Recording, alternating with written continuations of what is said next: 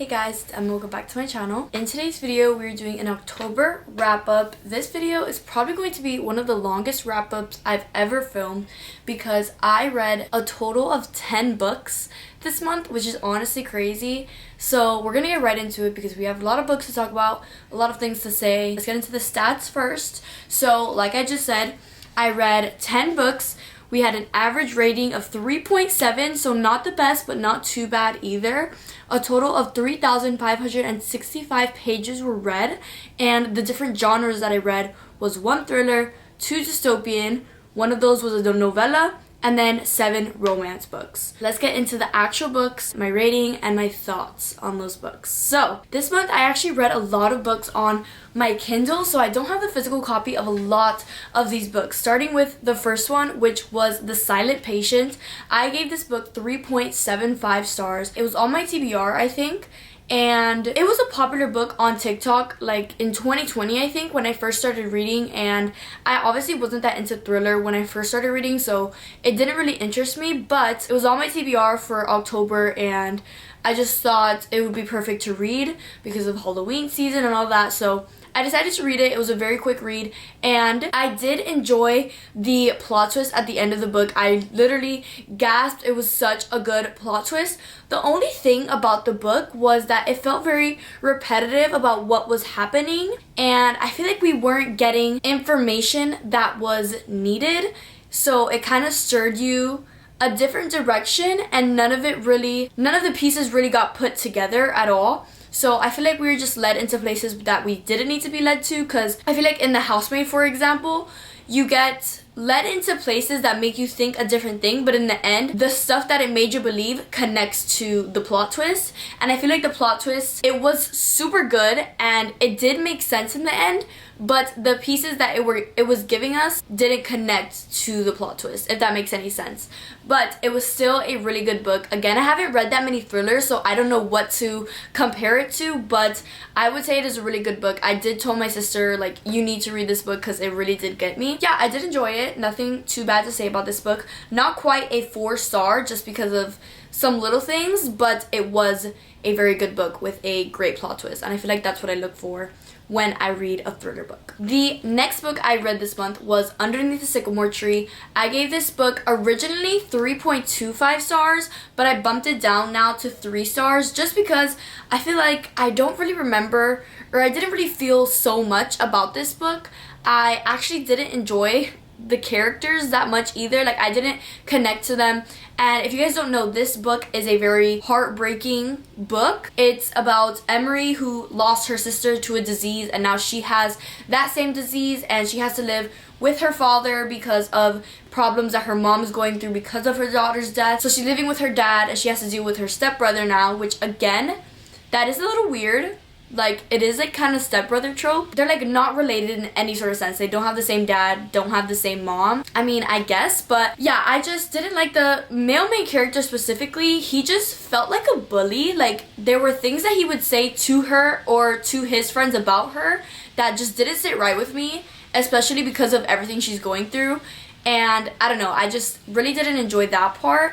And then just when it was getting to the end, I was starting to enjoy it a little more and like kind of see their connection, but I still wasn't really connected to these characters. And after I finished it, I knew I wasn't going to, miss these characters or have a super strong connection to them.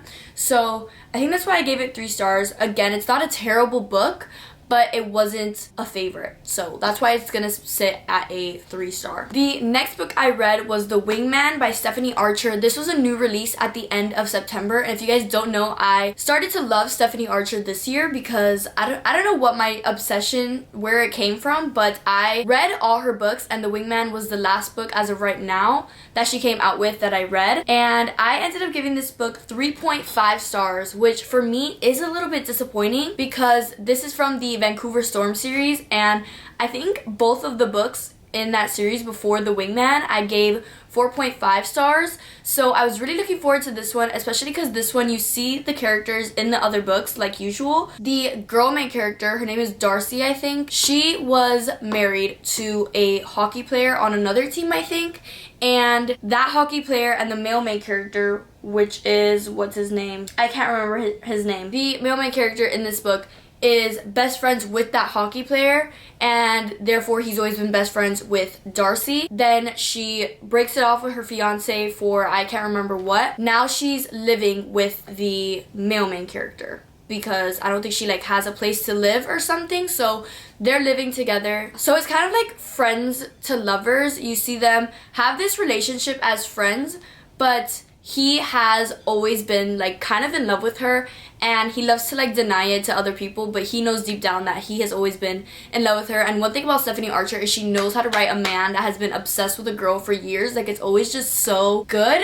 The only thing is I felt like these characters, I didn't really feel the connection between them, which again, disappointing. I don't know why I wasn't feeling connection between characters, but I just didn't feel the connection between them, especially because they kept telling each other like, oh, we're just friends. Like, they kept friend zoning each other instead of just talking to each other, but then they would flirt with each other and then be like, oh no, we're friends. So it would just be a little bit of back and forth, and she kept saying like, oh, he's a player, but throughout the whole book it was never explained, or it never showed him being a player. And I feel like when you're gonna say that a character is a player, you need to show them being a player. I don't know, that's just how I feel, because she kept saying he's a player, he would never go for a girl like me, and he would never be serious about a girl, and then he just wasn't. And it never talked about like other girls in the past that he was with. Like, it was never talked about. It was only ever her saying that he's a player, and I was like, girl, where is he a player? Like, he's literally single and obsessed with you. I don't really know, but I still really enjoyed the book. I do have a soft spot for Stephanie Archer books in general, but especially the Vancouver Storm series, because I really have been enjoying those books. I don't know if there's gonna be more coming out. I think that was the last book, but I'm not 100% sure. I'll be so excited if there's another book, but I also won't be mad about it. So yeah, that is The Wingman by Stephanie Archer. Oh, also, I wrote down a quote from that book that I wanted to read out loud. There were just parts like this that really got me, that's why it's kind of like a 3.5 star. But he said, God, she's effing stunning. The color of her eyes, every eyelash, the slope of her nose, her cupid's bow, and the swell of her lips. Every part of Darcy is perfection. Like nature gave her the best of everything, hand-selected for her. Like, one thing about Stephanie Archer is she knows how to write a man that just obsesses over the female main character. She does it every time, and it's so good. So yeah, that was just one amazing quote from that book. So next book I read in the month of October was Wild Eyes by Elsie Silver. I did a reading vlog with this book. I think it was reading popular books. I gave this book 5 stars. You guys don't understand how happy I was that I got a 5-star, because I've only had, including this one, 3 5-star books this year, and I feel like in the past years I've been able to get more than 3 5 stars. So the fact that this is only my 3rd 5-star, I'm a little sad about it, but I was so happy that I had another one added to the list, and an Elsie Silver book, because the other 5-star of this year was Reckless by Elsie Silver. So the fact that I have another country romance that's sitting at a 5-star is just crazy and says a lot. So basically, Wild Eyes is about Weston and starts with the S, Skylar. Skylar is going to Rose Hill to write a song and to get away from her manager and her assistant or whatever, so that she can make music on her own. So she's working with Ford in his recording studio, but she doesn't have a place to stay, so she stays in Weston's. It's like a place next to Weston's house. And then Weston is a single dad with 2 of the cutest kids ever. One of them is Emma, I'm pretty sure. Oh no, it's Emmy, I think. Why doesn't it say? It doesn't say his kids' names, but it's Emmy and Oliver, I think, and they are the cutest kids ever. This is like, they are part of the reason why I gave this book 5 stars, because they are for sure my favorite kids I've ever read about in book. They were just so cute. They acted their age, because usually when kids are written in books, they act older than themselves. But Emmy was like the age of my little cousin, so it just reminded me of her. And then Oliver was a little bit older. So, and just his story, you see Oliver go through stuff, and I don't know, just everything about this book was so good. Weston is one of my favorite book boyfriends now. Like, he is just so perfect. He's a shameless flirt. I've said it so many times. I love a good shameless flirt in a book. It's just so good. And then Skylar, she just says what she wants, and I love female main characters like that. You don't get them a lot. So when she says whatever he wants and he just flirts with her, it's just the perfect combination. Throughout the book, you see them flirt with each other, but they keep telling each other that they're friends.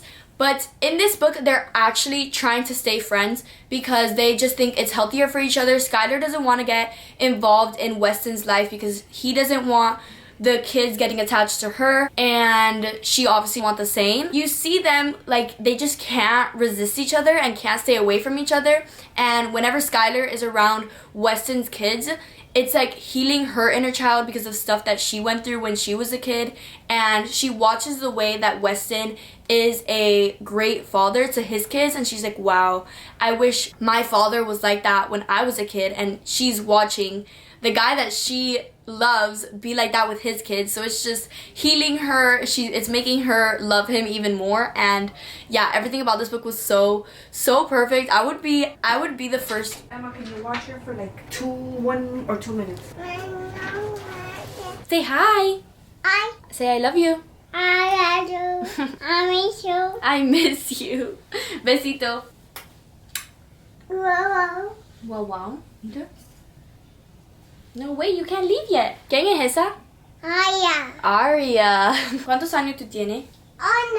Uno. I forgot what I was saying about this book, but I think I was saying that I would be the first person in line to reread this book in the new year. Yeah, those are all my thoughts on this book, and an amazing book. We're gonna go on to the next book after she exits the room, whenever my mom gets her back. We're baby free now, so we're going to continue. So the next book I read this month was Shatter Me. Again, I read this in the video where I was reading popular books, and I gave this book 3.25 stars, which I can't tell if it's super disappointing or not, because I went into this book thinking super highly about it because a lot of people talk about this series and how good it is. But again, people talk about the series, not the books individually.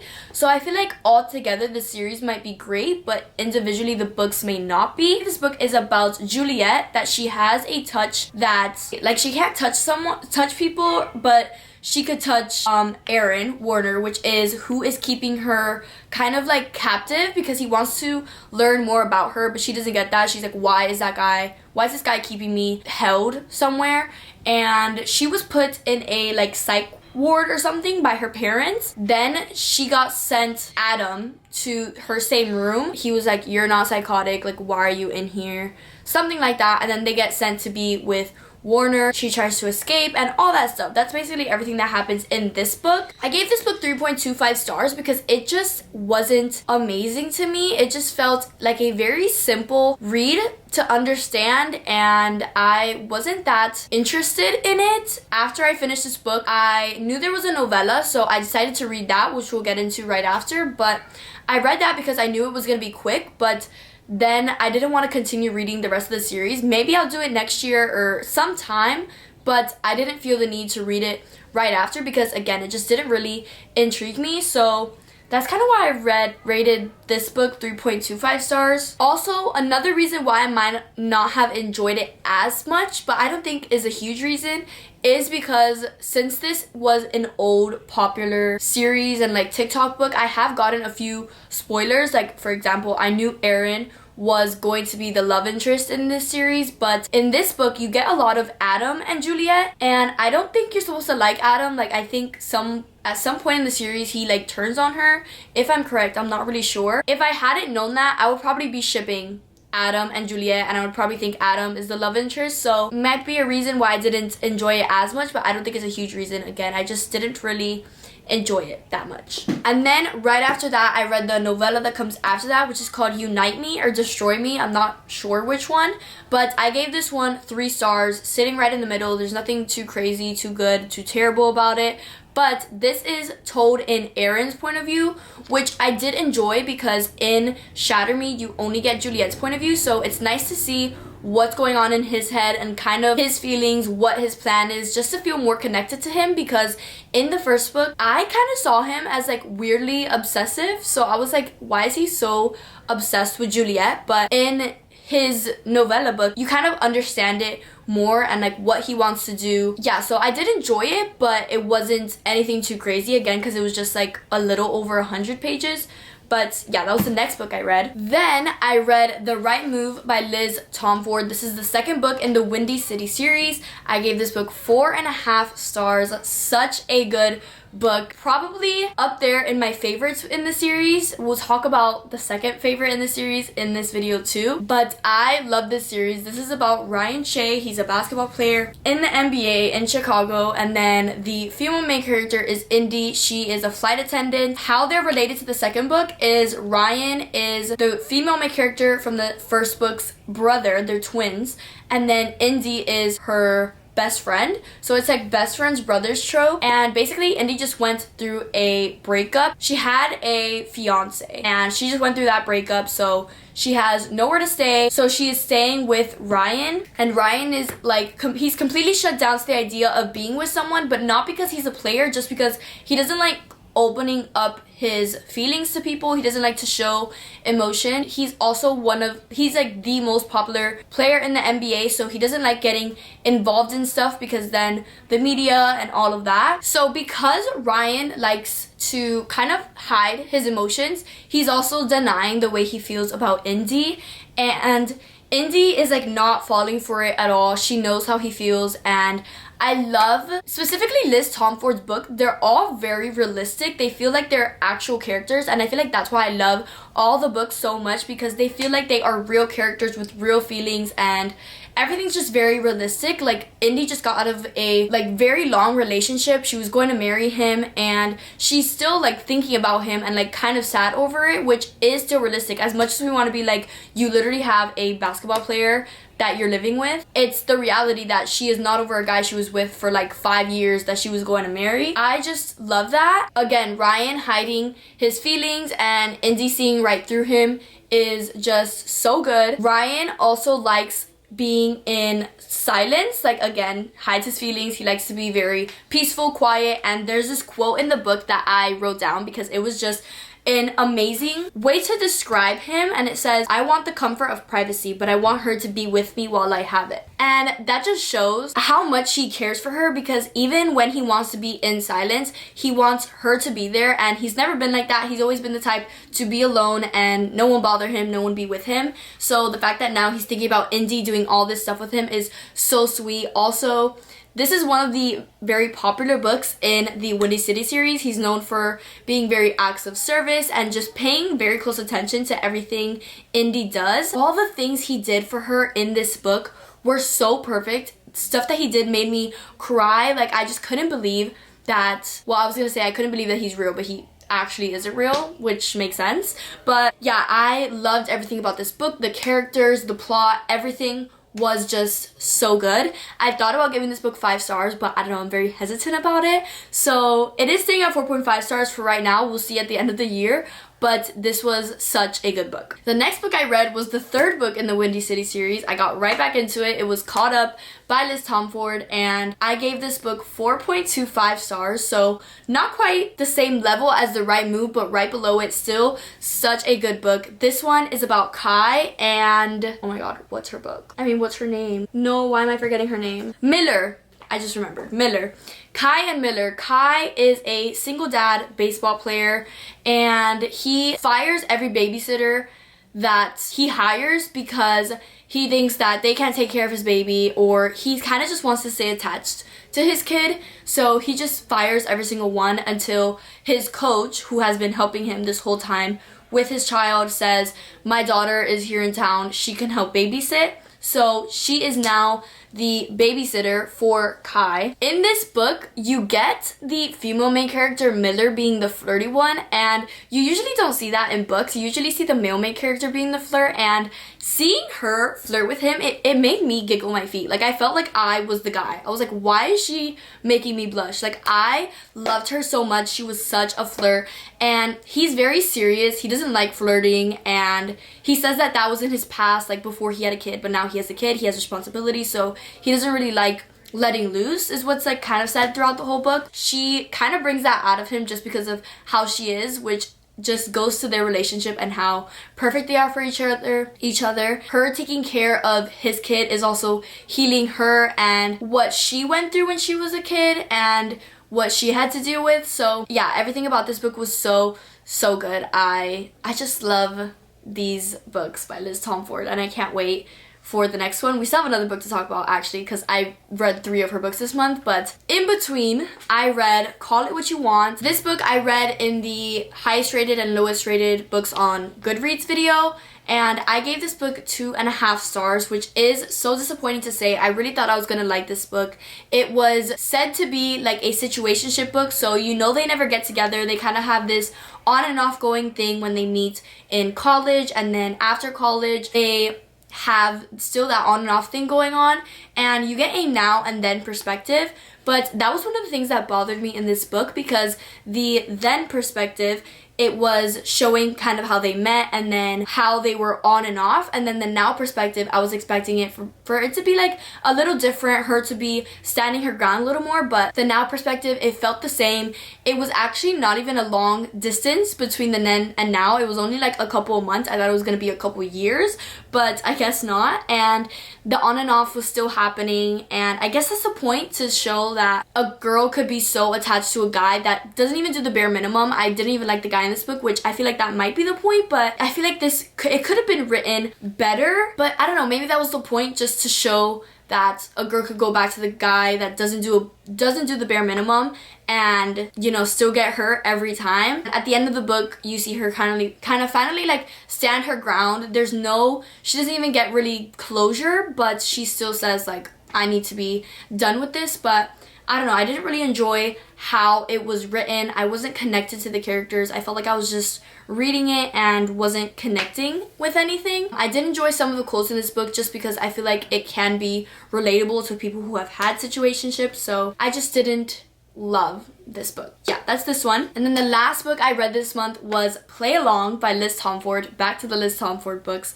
I gave this book 4.5 stars, so another book that I absolutely loved. This is about Isaiah, and you see Isaiah in Kai's book, and he is his younger brother, Kai's younger brother, and another shameless flirt. So you know, I absolutely loved him. He has had a crush on the athletic trainer Kennedy for such a long time, but she's always been engaged. He's always like flirting with her, but she's like, oh my god, Isaiah, like stop. And he's always kind of doing it, playing around, but like not really. He goes to his friends and he's like, I'm actually in love with her. And it's just so funny to watch. And then eventually he notices that she's not wearing her ring anymore, and she's like, what happened there? She broke off her engagement. She's still kind of sad about that and all of that, because it wasn't a real engagement, it was an arrangement. Then they go on a Vegas trip with the team, and she decides to go with them, which she never really goes on trips or never really goes out with the team because she likes to keep it like separate. But she decided to go out with them, and her and Isaiah get drunk and decide they want to make her ex jealous and get married. So they get married, they wake up the next day and they're like, what have we done? And so that Kennedy doesn't get fired because she can't be getting with the players, they decide to stay together, married, because if it's a serious relationship, they can't really get told anything. So that's really what the book is about. And following Isaiah, obviously Isaiah has always had this crush on her, but he's never been able to explore it because Kennedy was always kind of rejecting him. And now that they are married and have to kind of fake it and get a little closer, you see him actually fall for her, and then Kennedy's like, wait, I actually don't find him annoying. Like, why is he actually the sweetest guy ever? So seeing all of that happen was just so cute. Again, I think just characters like them make me love the book even more when I could really connect to the characters, see their connection, want to be in their world. You know that it's a great book. You see a lot of Isaiah and Kai's relationship too, and like their brotherhood, and it's the sweetest thing ever. That was another reason I really enjoyed this book. Just seeing the connection with all the characters in this book, how they're friends, and obviously the relationship. It's just so good, and I feel like that's the main reason why I enjoyed this book and all the other Liz Tom Ford books in the Windy City series. But yeah, the next book is Rio's book, which I'm so excited to read. We've been hearing from him since the first book, so I'm so excited to hear about his book. But that was the last book I read in October.